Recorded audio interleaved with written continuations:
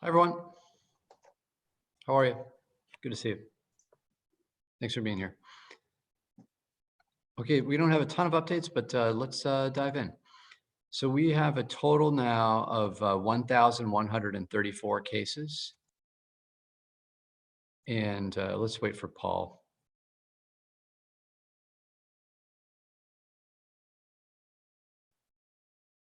You're late, Paul. Sorry, I pressed the wrong link the first time. That's okay. That's okay. It wouldn't be the first time that Mary beat you. I was just diving in. So there's 1,134 cases confirmed COVID positive in New Haven, and then we're still at 28 fatalities. I wanted to give you the weekly update on demographics, which track pretty consistently with what we have shared in the past. These are COVID positive cases and an associated heat map across the city. And again, you can see Fairhaven, parts of New Hallville, Dixwell, Dwight, and the Hill are heavily impacted. And the Black and African American community has a higher number of positive cases of those individuals that have been tested.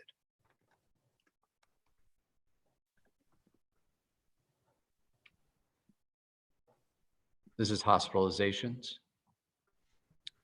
A similar trend, a higher percentage of Black and African Americans are being hospitalized.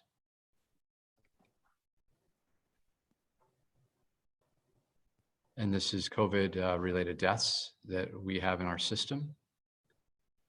A much higher concentration of African American and Black that are dying, unfortunately, to COVID-19 in New Haven that we've recorded.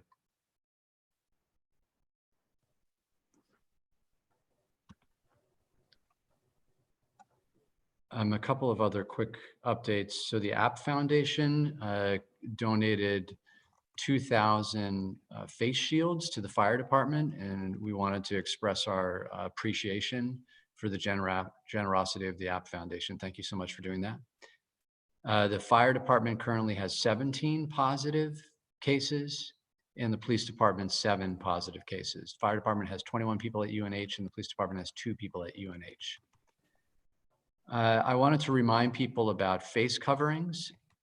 In addition to my order, the governor has also ordered that people wear face coverings when they are in close proximity to each other, such as stores, grocery stores, or corner stores, liquor stores, those sorts of things. And it's such an important thing that we can do to protect our fellow residents. Again, we're not asking people to go out and purchase masks. We're encouraging people to use a cloth, a towel, a handkerchief that they have at home to make sure that they're covering their face, their nose and mouth to keep germs away from other people. This is an important aspect to us in the long run, being able to open up as we get in the habit of wearing face masks to protect other people in the community. I wanted to hand it over to Director Bonds to give an update on nursing homes. Local charities recently assembled more than 300 bags of food for Director Bond?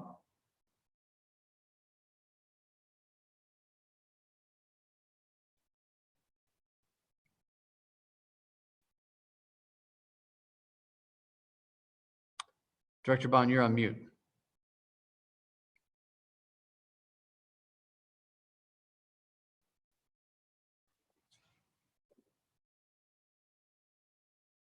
Can you hear me? Hi, sorry about that. I was talking, thinking it was on. No So problem.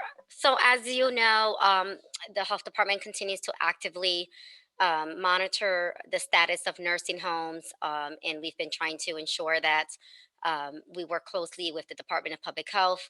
And also reporting any concerns that come in through our hotline relating any of these nursing homes. So currently, As Grimes, I reported previously, we had a total of residents of 58 who had tested positive and 18 staff that had tested positive. Those numbers have not changed since my last report. From Mary Wade, we have from the Boardman residential side, we have a total of 15 residents on that side. And from our skilled nursing facility, we have a total of 19 residents. To date, we have 16 staff total, 2 who are not clinical staff. We also are monitoring Regal Care. Regal Care has 17 residents that are positive at this juncture, and a total of 9 positive staff that are tested positive. And then advanced nursing has no changes, where we have 1 reported staff person within that facility. We will continue to monitor that and provide updates as needed. And so we appreciate the proactive approaches that a lot of these nursing homes are taking.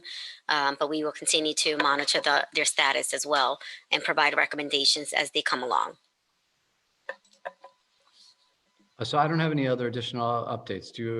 Does anyone have any questions? Okay, I'll go with Mary and then go with Paul.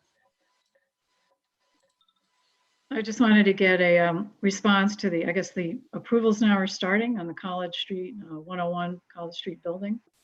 Just get a response from you. And I didn't get all the way through all the material yet and how long that might take to actually advance it. It's funny because Mike Piscatelli was going to join the call and we told him he might not be needed. And he has a lot more of the details on this. I can give a response myself. So we've been in conversations with Carter Winstanley and the state for quite some time. And given everything that's going on with COVID-19, we're very grateful that the state and Carter are still willing to move forward with this project.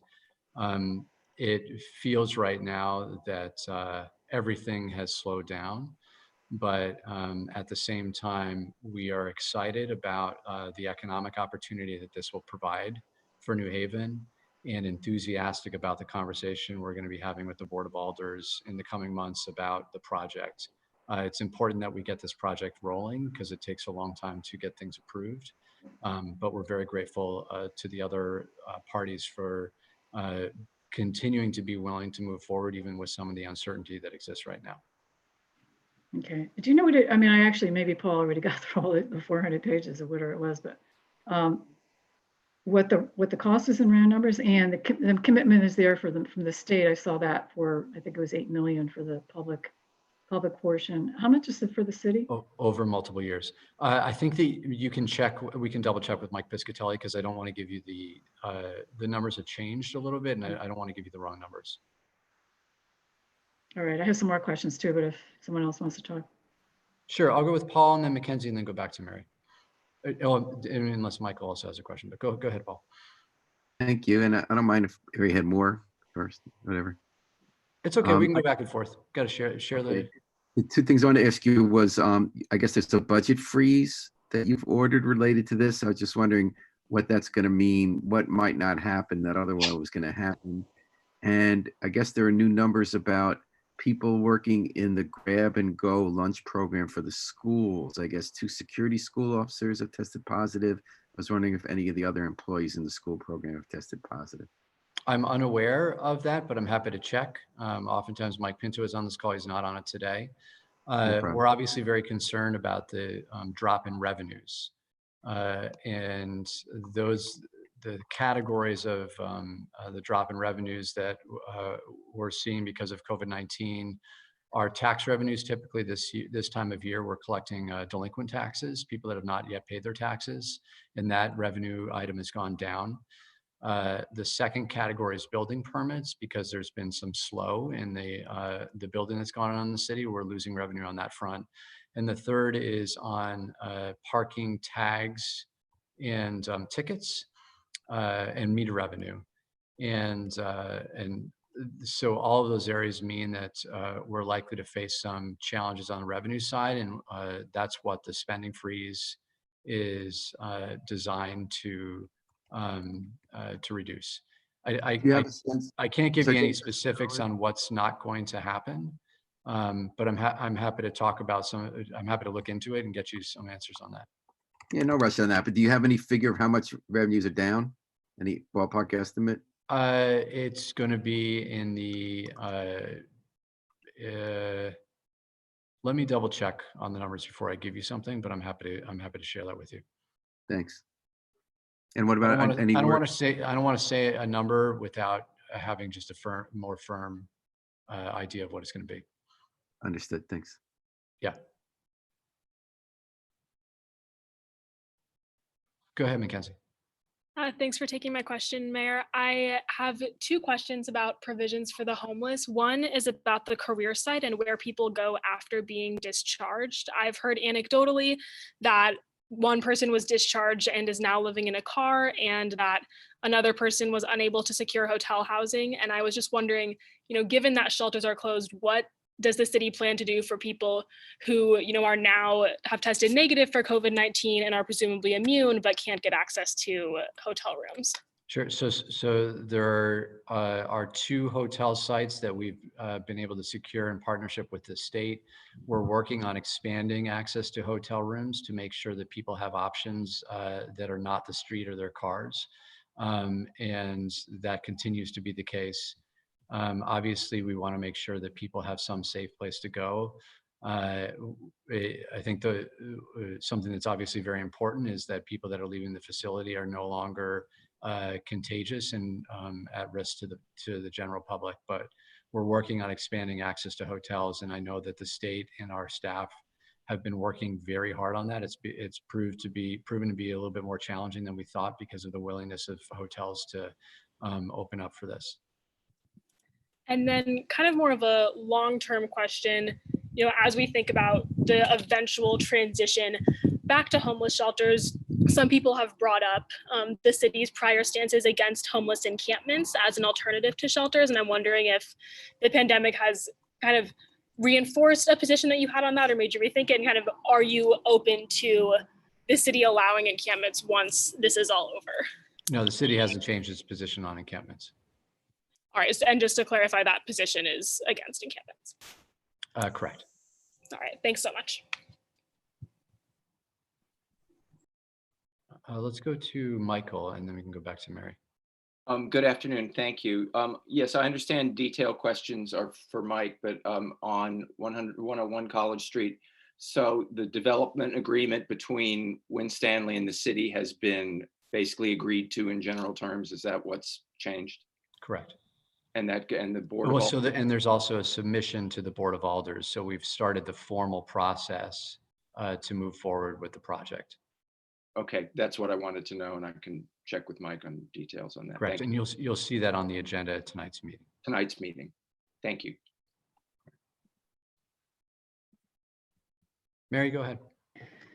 I guess some of the alders tonight too have an amendment or a proposal on the tax deferral program, and they basically say we like both, but it kind of couches it. It seems to say if we don't like both, we maybe will change our mind. I mean, it's just I guess a message to OPM.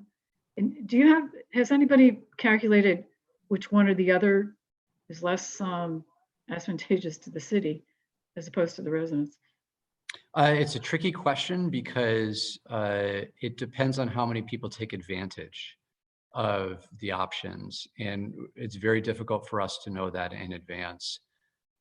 We are looking forward to working with the Board of Alders to determine how to implement this, because if we do get, for example, a lot of applications from residents that are seeking the tax deferral, we will need to make sure that our staff has the capacity to handle those applications. But we're looking, ultimately the decision's up to the legislative body, and other municipalities have done a variety of different things with the governor's options that he's presented. And we're looking forward to working with the Board of Alders to determine what the best way is to implement their proposal. I mean, one of the alders said to me that in some ways the interest, just the people who will take a low interest, and also does the low interest continue throughout the entire year? I mean, essentially you would have a payment plan. You could just, work out with the city maybe monthly or something. My understanding is it doesn't continue throughout the year, but I could be wrong on that. All right, yeah, someone from the state thought it might have been, but he didn't seem to know either. Is that easier to administer? The first plan, you have to basically prove that you've lost money. I mean, you're in bad shape because of COVID, and people would have to review those calculations staff-wise. I mean, that's a bigger burden on the city. Correct. And there, with the deferral program, there is the potential for some cash flow issues as well, because typically we will get a lot of tax payments right at the beginning of the fiscal year. But if we move forward as a city with the deferral plan, then it may be that tax payments come in much later. And that will present some cash flow problems. I know that our tax office and our budget office are looking into ways that will address that. I think one other comforting thing about this is every municipality in the state is going through these same questions. So there's options for us to work with the state to potentially address those together. I mean, the city always does, I think, tax anticipation notes. Would this just be doing it sooner? Correct. So that's one of the options on the table to deal with the cash flow issues is TANs. Another option on the table is if the state were to advance some of the payments that they typically make later in the year, for example, for ECS. But a lot of those things have not been settled upon at this point. Okay. I'd also like whatever calculations you have on the freeze and how much is being lost or what has to be frozen and that kind of thing. Okay. Thanks. I'm getting a lot of homework out of this press conference here. I see Mackenzie has her hand up again. Yeah, question on funeral home workers. One, wondering if there's any city data on how many funeral home workers, if any, have tested positive for the virus, and if the city has any plans to declare funeral home workers as first responders. So I'll take a stab at the first question, and then maybe Rick, if you feel knowledgeable enough to answer the second question about people on the front lines. I believe we do not keep any track of any information on funeral home workers. Maritza, correct me if I'm incorrect. We do not, unless we don't have a directory of employees within each funeral home, so we would not be able to track it in that form. And we've had some discussions about providing, for example, PPE to funeral homes. Rick, can you? We actually have a. Yeah, I think that's a good point. I don't think anybody would have a hard time making sure that funeral directors were considered part of frontline workers, since they are, although they may not be first responders, they are considered frontline workers and would certainly be entitled to the same thing first responders are getting when it comes to maybe testing. But again, on equipment, on PPE, we will be working to ensure that any of those establishments that are short of PPE and need some assistance, the city is there to help them with that.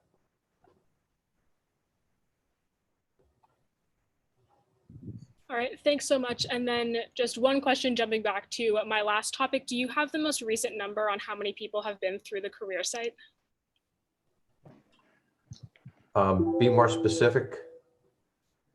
I'm sorry, this may be better addressed to Director Bond or Mayor Elicker, but the number of homeless individuals who have gone to the career self-isolation site. No, I think it's okay for Rick to, this is Rick's area, so. Sure. So that number, so currently right now, we're at 4. We have had a couple of discharged individuals. And as an example, one of the individuals was discharged today when he'd met his 14-day quarantine. And he was discharged, actually was not homeless, but didn't fall under the guidelines, but didn't have a place to go. But we found, we made, provisions to put him in a hotel. So we're not turning anyone out of there without a defined plan, not to endanger themselves. And he was put into a hotel for the next few nights. But the total number that have been through there the total number would be 7. We do expect an intake of 1 individual this evening as well. All right, thanks so much. That's all for me. You're welcome. Any other questions from folks? Good. Oh, sorry, Mary. I just muted you. Go ahead. Just to clarify, so no one has been turned out of the College Street site to the streets? I mean, as everyone's that's left has a plan? You mean the career? I'm sorry, career, right. Correct. No one has been pushed from the isolation facility to the street. Okay. And I don't know if Director Bond has the number of deaths for the 3 homes that we've been following? The nursing homes? Yes. Oh yeah, I have the data ready for your email. All right. So Okay. it's in the email. Thanks.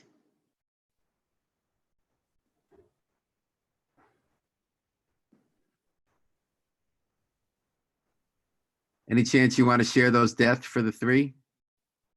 I actually closed my report, so I can certainly share that with you as well. I shared it with your staff. Last week. Oh, it's the same, just numbers haven't changed since Friday? Yeah, they haven't really changed since Friday. It's the same numbers. Okay, thanks. No need for update then. Thank you. Any other questions?